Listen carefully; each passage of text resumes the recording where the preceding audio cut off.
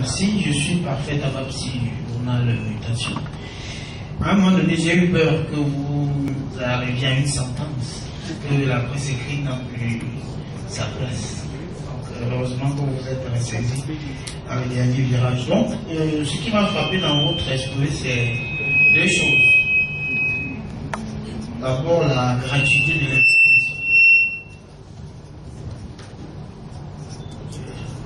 D'abord, la gratuité de l'information. C'est-à-dire que vous avez vraiment développé le fait que quand on est sur Internet, il y a beaucoup de sites dans lesquels on peut aller puiser des informations sans rien payer.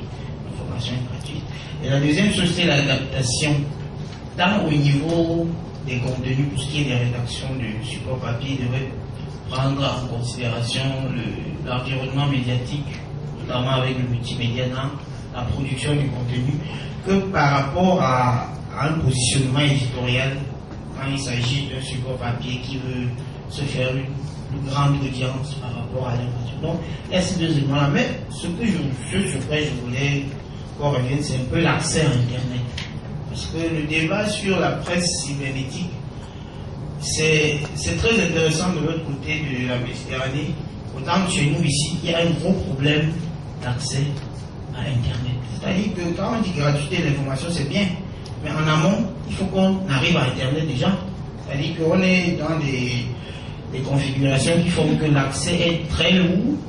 D'abord, c'est-à-dire que bon, je ne voulais pas, c'est des spécialistes comme le docteur Baba qui vont peut-être parler de la frontière numérique, moi, ils vont pas arriver jusqu'à là. Moi, je voulais rester sur l'accès, parce que quand aujourd'hui on va dans un cybercafé, on paye déjà pour accéder. Parfois, je ne sais pas, le terme jargon spécialisé, on dit l'accès est très long. C'est-à-dire qu'on n'arrive pas. Ah voilà, la connexion est très difficile, très compliquée. Parfois, on se retrouve à passer 1 heure, 2 heures sans accéder, enfin, sans avoir l'information qu'on a. Donc il y a ce problème-là. Et donc, je souhaiterais que vous nous donnez votre éclairage par rapport à cela, parce qu'il faut qu'on tienne compte.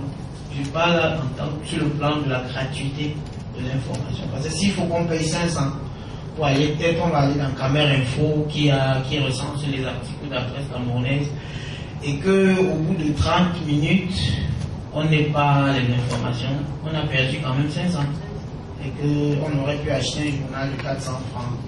Je parle peut-être parce que je suis de la presse. Donc, c'était un peu ça que je voulais revenir là-dessus. Quelqu'un doit aborder dans le même sens, peut-être on prend tout ça et puis